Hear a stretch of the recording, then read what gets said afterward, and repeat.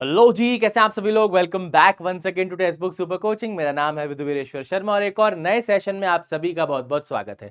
तो RRB PO और clerk दोनों का प्री का रिजल्ट आ चुका है और 19 और 20 तारीख को आप आईबीपीएस पीओ प्रीलिम्स देने जाएंगे। उसके बाद कौन सा एग्जाम, उसके बाद जो आपका एग्जाम आने वाला है वो एसबीआई पीओ भी हो सकता है, एसबीआई क्लर्क भी हो सकता है, डिपेंडिंग अपॉन द नोटिफिकेशन। और चांसेस ये है कि एसबीआई पीओ का नोटिफिकेशन आपका पहले आ जाए। तो एसबीआई पीओ प्रीलिम्स का जो एग्जाम था, लास्ट 3 इयर्स में क्या ट्रेंड रहा है हर एक सब्जेक्ट का, किस किस टॉपिक से क्वेश्चन सबसे ज्यादा पूछे गए हैं, उस पर्टिकुलर टॉपिक पर आज हम डिस्कशन करने वाले हैं। काफी डेटा मैं आपके लिए यहां पर निकाल कर लाया हूं। हर एक आपका डे पर, हर एक ईयर में जो भी एग्जाम हुआ था, शिफ्ट वाइज क्या क्या टॉपिक आपके सबसे ज्यादा पूछे गए, ये हम चेक करेंगे ना। तो शुरुआत करते हैं आज के सेशन की। सबसे पहले तो भाई हमें एग्जाम पैटर्न सभी को पता ही है, इसमें किसी को कोई भी कंफ्यूजन नहीं है ना। प्री की अगर हम बात करें तो इंग्लिश के 30 क्वेश्चंस, क्वांट 35, रीजनिंग 35, 100 क्वेश्चन आपको 1 घंटे में करने हैं। 20-20 मिनट का आपको सेशनल टाइमिंग यहाँ देखने को मिलेगा। बात करें आपके मेंस एग्जाम की, रीजनिंग के 40 क्वेश्चन आते हैं 50 मार्क्स के, क्वांट के आपके 30 क्वेश्चन 50 मार्क्स के, फिर आपका जीए 50, फिर आपका इंग्लिश 35 और उसी के साथ आपका डिस्क्रिप्टिव का भी एक टेस्ट यहां पर होता है। तो पीओ का एग्जाम है, डिस्क्रिप्टिव तो आपका होगा ही, ठीक है ना। तो अब अगर हम बात करें प्रीलिम्स की, तो पिछले 3 साल का डेटा मैं आप सभी के लिए लेकर आया हूं, ईयर वाइज है ना, सब्जेक्ट वाइज आपके पास डेटा आप देख सकते हो। 21, 22 और 23 और डे वन के फर्स्ट, सेकंड और थर्ड शिफ्ट का डेटा यहां पर लिया गया, क्योंकि बाकी डेज में आपका ओवरऑल वैसा ही पैटर्न लगभग रिपीट होता रहता है। ठीक है, तो सबसे पहले हम रीजनिंग की बात करेंगे बहुत ही डिटेल में, है ना। तो रीजनिंग में अगर हम टॉपिक वाइज चलें तो ईयर वाइज अगर देखा जाए तो आप देख सकते हो 2021 में सिलोगिज्म के 5 क्वेश्चन आए थे शिफ्ट वन में। फिर आप देखोगे सिलोगिज्म आपका 2021 में किसी भी शिफ्ट में डे वन पर नहीं पूछा गया, है ना। उसी के साथ इनइक्वालिटीज की अगर बात करें, आपका 2021 में शिफ्ट वन में आया था और फिर पूछा ही नहीं गया। तो यहां पर आप एक चीज देख रहे हो, क्लैरिकल का एग्जाम नहीं है, पीओ का एग्जाम है। और पीओ के एग्जाम में आपका कुछ शिफ्ट ऐसी भी है जहां पर सिलोगिज्म भी नहीं है और जहां पर इनइक्वालिटीज भी नहीं है ना। तो पूरी तरीके से हम मिसलेनियस पर निर्भर होकर एग्जाम देने नहीं जा सकते हैं, ठीक है। पहली चीज तो ये हो गई। फिर हम बात करें 2021 में ब्लड रिलेशन के 3 सवाल आए थे, डायरेक्शन के 2 सवाल, कोडिंग डिकोडिंग का 1 सवाल था। पजल का आप काउंट देख सकते हो, 19 क्वेश्चन आपके पजल के थे। तो अगर हिसाब में आपको बताऊं 19 का हिसाब कैसा रहा होगा, 2 पजल आपके 5-5 मार्क्स के आए होंगे और एक पजल आपका 4 मार्क्स का आया होगा, है ना। और 5 आपके सिटिंग अरेंजमेंट के सवाल थे। तो 19 + 5 24 क्वेश्चन तो आपके पजल के ही हो गए। और 24 क्वेश्चन अगर आपके पजल के हो गए, दैट मीन रिमेनिंग सिर्फ 11 ही क्वेश्चन मिसलेनियस के थे। तो इस प्रकार से हिसाब आपका चेंज हो सकता है। पीओ का एग्जाम है तो पजल्स कहीं ना कहीं आपको ज्यादा देखने को मिल सकते हैं ना। उसके बाद अल्फा न्यूमेरिक नहीं था, मीनिंगफुल वर्ड नहीं था। पेयर फॉर्मेशन तो यहाँ पर 2021 में बिल्कुल ही नहीं पूछा गया था और मिसलेनियस का भी एक भी सवाल नहीं था। मिसलेनियस मतलब आपका वर्ड बेस्ड क्वेश्चन हो गया, नंबर बेस्ड क्वेश्चन हो गया, रैंकिंग बेस्ड क्वेश्चन हो गया, ठीक है। तो ये आपके 2021 के डे वन के शिफ्ट वन की बात थी। अब जैसे ही हम शिफ्ट टू पर आते हैं तो कहानी हमें और चेंज होती हुई दिखती है। सिलोगिज्म नहीं है, इनइक्वालिटी नहीं है, बट ब्लड रिलेशन आपका प्रेजेंट है, डायरेक्शन नहीं है, ठीक है। उसी के साथ इन दोनों को हटाकर यहाँ का आपका 5 नंबर का सवाल दे दिया गया अल्फा न्यूमेरिक का, ठीक है, कोडिंग डिकोडिंग का। और एक आपका 15 नंबर की आपकी पजल हो गई, 5 नंबर का आपका सिटिंग अरेंजमेंट हो गया। तो 15 और 5 20 तो आपके यही हो गए, ठीक है। उसके बाद 25 आपके ये हो गए और 25 और 5 आप देख सकते हो पूरा हिसाब का आपका। आई थिंक यहाँ पर कुछ एक मिसिंग हो गई वैल्यू, है ना। ये आई थिंक 4 और 5 10 और 20 और 5 25, कुछ एक क्वेश्चन यहाँ पर आई थिंक मिसिंग है ना। इसको हम चेक कर लेंगे। कोई एक टाइप ऑफ क्वेश्चन यहाँ पर missing, I think alpha numeric यहाँ पर आया होगा, तो उसको हम चेक कर लेंगे, ठीक है। बात करें फिर 2021 के थर्ड शिफ्ट की। थर्ड शिफ्ट में अगर आप बात करो तो कोडिंग के आपके पास 5 क्वेश्चन है, ठीक है। 18 क्वेश्चन आपके पास पजल के और 5 क्वेश्चन आपके पास सिटिंग के हैं। तो आपके 23 क्वेश्चन फिर से ये आ गए, है ना। 23 के बाद 5 क्वेश्चन आपके अल्फा न्यूमेरिक के, 28 क्वेश्चन से हो गए। 28 के बाद 29 आपका एक क्वेश्चन मीनिंगफुल का हो गया और उसके बाद एक क्वेश्चन आपका मिसलेनियस, जिसमें आपका एक नंबर बेस्ड क्वेश्चन आया था। तो कुल मिला के आप मिसलेनियस का पार्ट अगर देखो तो 5 और 5 10 और 2 12 नंबर की आपकी मिसलेनियस थी और 23 मार्क्स का आपका कहीं ना कहीं पजल और सिटिंग का सेक्शन निकल के आया था, है ना। चलो, तो यहां पर आप देख सकते हो भाई, ना ही सिलोगिज्म, ना ही इनइक्वालिटी, ना ही ब्लड रिलेशन, ना ही डायरेक्शन, सिर्फ इन सभी चीजों से आपका पेपर आया था थर्ड शिफ्ट का, है ना। तो जरूरी नहीं मिसलेनियस में पूरा का पूरा पार्ट आपको देखने को मिले। उसके बाद 2022 पर चलते हैं और 2022 में देखने की कोशिश करते हैं भाई किस प्रकार से आपका रीजनिंग का पेपर जो है निकल के आया था, है ना। 2022 की हम शुरुआत करें, डे 1 शिफ्ट 1 में सिलोगिज्म नहीं था, इनइक्वालिटी नहीं था, ठीक है। उसके बाद ब्लड रिलेशन के आपको 3 सवाल देखने को मिले, डायरेक्शन नहीं था, कोडिंग के आपको 5 सवाल देखने को मिले। यहां पर आप पजल और सिटिंग की अगर बात कर रहे हो, 21 क्वेश्चन आपके पजल और सिटिंग के हमें देखने को मिले। अल्फा न्यूमेरिक सीरीज 2022 में आपकी बिल्कुल नहीं पूछी गई, है ना। मीनिंगफुल वर्ड का सवाल था आपके पास, पेयर फॉर्मेशन का सवाल था और आपके पास यहां से मिसलेनियस का भी सवाल था। तो देखो भाई, अगेन फिर आप देख सकते हो सिलोगिज्म इनइक्वालिटी था ही नहीं, फिर भी आपका 35 मार्क्स का पेपर आ गया। टोटल हिसाब देखें, 21 आपका ये हो गया, 21 के बाद आपका 3 ये हो गया 24, है ना। 24 और 5 आपका 29 और 3 32, एक आध आपका क्वेश्चन और यहाँ पर हेरंदेर आ गया होगा, ठीक है। चलो, अब अगर हम बात करें आगे चलें, 2022 के शिफ्ट नंबर 2 की बात करते हैं। तो 2022 में शिफ्ट नंबर 2 में यहां पर आप देख सकते हो, हाँ, सिलोगिज्म के 4 क्वेश्चन थे, ठीक है। इनइक्वालिटी के 5 क्वेश्चन थे, 9 आपके ये हो गए, एक आपका ब्लड रिलेशन 10 और 2 आपके डायरेक्शन 12, तो 12 क्वेश्चन तो आपके यही हो गए, ठीक है। 12 के बाद आप देख सकते हो 16 क्वेश्चन आपके पजल के थे। 16 का हिसाब किताब अगर लेकर चलो तो आपकी कहीं ना कहीं 5 पजल हो सकती हैं, है ना, या 4 पजल हो सकती है, 5 और 5 10 और आपके 2 3 मार्क्स है, इसमें एक आपका आई थिंक कंपैरिजन आ जाएगा और वो हो जाएगा, ठीक है। तो 16 और 5 आपके सिटिंग अरेंजमेंट 21 ये हो गया और 12 और फिर आपके पास मीनिंगफुल वर्ड और पेयर फॉर्मेशन, ये कंप्लीट आपका पैटर्न हो गया। तो आप एक चीज देख सकते हो, मिसलेनियस का पार्ट जो है आपका कहीं ना कहीं एक फिक्स पैटर्न हमें नहीं दे रहा है। जैसे आप क्लैरिकल में बात करते हो तो क्लैरिकल में सिलोगिज्म, इनइक्वालिटी और कहीं ना कहीं आपका कोडेड ब्लड, कोडेड आपका जो क्या बोलते हैं चाइनीज कोडेड डिकोडिंग होता है वो आपको मिल जाता है ना। ब्लड रिलेशन या डायरेक्शन में से एक आध कोई सवाल आ जाता है, वरना वो भी नहीं आता, है ना। बाकी आपकी पजल बहुत आसान आसान से आ जाती है।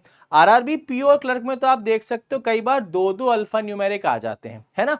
तो यहां पर जो मेजॉरिटी ऑफ मार्क्स हमें निकालने हैं वो पजल से ही निकालने हैं, खासकर हम रीजनिंग के सेक्शन की बात करें तो, है ना। और मोस्ट रिपीटेटिव पजल जो यहां पर थी, अगर मैं बात करूं तो एक आपका फ्लोर प्लस फ्लैट का पजल काफी ज्यादा बार देखने को मिला, एक आपका अनसर्टेन लीनियर का पजल काफी ज्यादा देखने को मिला, एक आपका डेट बेस्ड क्वेश्चन काफी ज्यादा देखने को मिला, है ना। तो ये बहुत रिपीटेड क्वेश्चन थे इन तीनों साल के एग्जाम में, लेकिन ऐसा जरूरी नहीं कि इस बार भी रिपीट हो। बट ये है कि जैसे डेट वाला क्वेश्चन तो मेजोरिटी कई बार मैक्सिमम एग्जाम्स में, प्रीलिम्स में खासकर रिपीट होता हुआ देखते हैं। अनसर्टेन का भी क्वेश्चन काफी बार रिपीट हो जाता है, लेकिन ये फ्लोर एंड फ्लैट का क्वेश्चन और ज्यादा उतना हमारे क्लैरिकल एग्जाम में आता भी नहीं और स्टूडेंट्स इस क्वेश्चन को पिक भी नहीं करते, क्योंकि अपने आप में थोड़ा सा कठिन क्वेश्चन होता है। लेकिन भैया पिक करना शुरू कर दो। अब अगर एसबीआई पीओ आप टारगेट रख रहे हो तो कहीं ना कहीं रीजनिंग के सेक्शन की अगर हम बात करें, आपको कम से कम 25 से 30 के बीच स्कोर करना है, तब कहीं जाकर आप एक अच्छी कंडीशन में रहोगे। 25 से 30 के बीच अटेम्प्ट नहीं करना, 25 से 30 के बीच स्कोर करना है ना। स्कोर करने में और अटेम्प्ट करने में अंतर है, इस बात को आप लोग जितनी जल्दी सीख जाओ उतना आपके लिए अच्छा होगा। कई सारे स्टूडेंट्स अभी कंप्लेन कर रहे हैं, सर आरआरबी क्लर्क प्रीलिम्स में इतने अटेम्प्ट थे बट सिलेक्शन नहीं हुआ। तो मेरे भाई, अटेम्प्ट और करेक्ट अटेम्प्ट में अंतर होता है ना। तो आपको हमेशा अटेम्प्ट टारगेट नहीं करने, मार्क्स टारगेट करने हैं। तो 25 से 30 के बीच अगर आपके मार्क्स एसबीआई पीओ प्रीलिम्स में आ रहे हैं रीजनिंग में, तो आप एक बहुत अच्छी कंडीशन में आ जाएंगे। क्योंकि देखो सिंपल सी बात है भाई, रीजनिंग में जो आप 5-10 नंबर एक्स्ट्रा खींच लोगे ना, उतना ही आपको फायदा पड़ेगा इंग्लिश और क्वांट में, क्योंकि कुछ लोगों की इंग्लिश वीक होती है, कुछ स्टूडेंट्स की क्वांट वीक होती है ना। तो इस चीज को ध्यान रखना, जितने मार्क्स आप 5-10 मार्क्स यहां पर खींच लोगे ना, उतना बढ़िया आप अपना जो है परफॉर्मेंस लेकर आ सकते हो, उतने ही ज्यादा आपके मार्क्स बढ़ जाएंगे ओवरऑल स्कोर में, ठीक है। चलो बात करते हैं भाई आगे। 2022 की बात करें तो थर्ड शिफ्ट में सिलोगिज्म के 3 सवाल थे, ब्लड रिलेशन 3 थे, इनइक्वालिटी नहीं था, है ना। उसके बाद पजल के 10 सवाल थे और सिटिंग के 13 सवाल थे। मतलब पजल तो 2 ही थी लेकिन सिटिंग के आपके 3 सवाल आ गए, और उसमें भी आपके पास जो 3 नंबर का सवाल था वो अनसर्टेन का सवाल था, बाकी एक आपका स्क्वायर का सवाल था और एक आपका पैरेलल रो का सवाल था। तो ये आप देख सकते हो अलग अलग प्रकार के क्वेश्चंस आपको देखने को मिल रहे हैं। उसी के साथ मिसलेनियस के 4 क्वेश्चन थे, जिसमें आपका एक ऑर्डर रैंकिंग का क्वेश्चन था और एक आपका लेटर बेस्ड या नंबर बेस्ड क्वेश्चन था। उसी के साथ पेयर फॉर्मेशन हो गया और आपका मीनिंगफुल वर्ड हो गया। टोटल आपके क्वेश्चन बन गए ये, ठीक है। अब बात करते हैं 2023 की, जो रिसेंट आपका पेपर है, जिन लोगों ने लास्ट ईयर एग्जाम दिया होगा उन लोगों ने इस पैटर्न को वहां पर देखा होगा, ठीक है। तो यहां अगर आप देखने की कोशिश करें तो पहले दिन पर सिलोगिज्म के 4 क्वेश्चन, दूसरे शिफ्ट में भी, तीसरे शिफ्ट में भी। तो सिलोगिज्म आपकी हर एक शिफ्ट में आया था, कोई दिक्कत वाली बात नहीं, यहां पर सिलोगिज्म को इंक्लूड किया गया। लेकिन इनइक्वालिटी की बात करें, शिफ्ट 1 में नहीं था लेकिन शिफ्ट 2 और 3 दोनों में इनइक्वालिटी आपसे पूछा गया था। बात करें ब्लड रिलेशन की, 2023 की डे 1 में ब्लड रिलेशन आपसे नहीं पूछा गया। लेकिन अगर हम बात करें डायरेक्शन की, तो सेकंड और थर्ड शिफ्ट में डायरेक्शन का सवाल हमें देखने को मिला था। उसी के बाद बात करें जो आपकी फर्स्ट शिफ्ट थी, उसमें चाइनीज कोडिंग डिकोडिंग आया था, लेकिन सेकंड और थर्ड शिफ्ट में चाइनीज कोडिंग डिकोडिंग नहीं आया। तो एक चीज देख सकते हो भाई, कोई भी सेट पैटर्न नहीं है। स्टूडेंट्स पूछते हैं ना, सर आप तो ऐसे क्वेश्चन बता दो कि जो एग्जाम में आते ही आते हैं। तो मेरे भाई ऐसा नहीं होता, एग्जाम में पैटर्न बदलता रहता है, किसी भी पैटर्न पर सवाल आ जाते हैं। इसलिए ये गलती नहीं करना कि सर कुछ इंपॉर्टेंट टॉपिक बता दीजिए, वो हम पढ़ के चले जाते हैं, हमारा काम हो जाएगा, ठीक है। तो इस चीज से बचो सभी लोग, है ना। उसके बाद पजल्स की बात करें, पहली शिफ्ट में 10, दूसरे में 9, तीसरे में 15, मोर और लेस नंबर सेम ही है। एस सिटिंग में 13, 10 और 8 का पैटर्न देख सकते हो। अल्फा न्यूमेरिक की बात करें, फर्स्ट और लास्ट शिफ्ट में नहीं था बट सेकेंड शिफ्ट में अल्फा न्यूमेरिक था। पेयर फॉर्मेशन आपका हर एक शिफ्ट में पूछा गया, मीनिंगफुल वर्ड हर एक शिफ्ट में पूछा गया। उसी के साथ मिसलेनियस के आपके एक एक क्वेश्चन पहले और आखिरी शिफ्ट में पूछे गए। तो मोर और लेस लेवल जो है आपका सेम ही है, कोई ज्यादा अंतर नहीं है। अब बात करते हैं हम क्वांट की। तो क्वांट की अगर बात करें, क्वांट में देखो भाई, मेजॉरिटी ऑफ शिफ्ट्स में एक चीज कॉमन थी जो मैं आपको बताऊंगा। सबसे पहला तो केसलेट, है ना। इस पूरे के पूरे डेटा में जहां भी DI की वैल्यू आपको 10 से ज्यादा दिख रही है, वहां पर केसलेट पूछा गया था। इस चीज का सभी लोग याद ध्यान रखना, ठीक है। दूसरा, एक आपके पास रॉन्ग नंबर सीरीज का सवाल पूछा गया है काफी ज्यादा, और अर्थमेटिक के सवाल मेजॉरिटी में आए हैं।